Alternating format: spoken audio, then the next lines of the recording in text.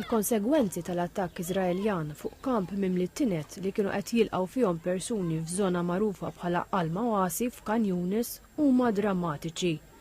F'dan il-kamp meqjus bħala żona sikura, ħafna familji issa jinsabu mingħajr saqaf fuq rashom u qed jitħabtu mal-effetti traġiċi tal-attakk Iżraeljan.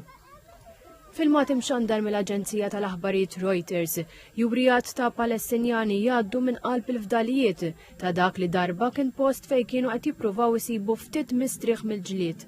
Tinet meqruda, affarijiet personali mifruxa mal-art u xenni ta' nies jittamaw li jsalvaw xi ħaġa minn dak li kellhom għax kollox spiċċa rmiet. F'kummenti taqsim il-qalb, Abu Ayman Abu Zaher irrakkonta l-mument tal-attakk.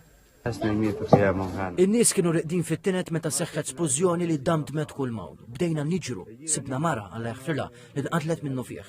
Kien hemm ukoll ħafna tfal midruba. Dan huwa d-destin ta' ħajjitna. Abu Zaher kritika lil Prim Ministru Iżraeljan Benjamin Netanyahu li kien iddeskriva Al-Mawasi bħala żona sikura. Ara din ix-xena, martri, nies midruba, tfal u nisa li mitu l-bieraħ fil-għaxija. Dan huwa messaġġ għad-dinja kollha. Din hija lekk imsejħa żona sigura.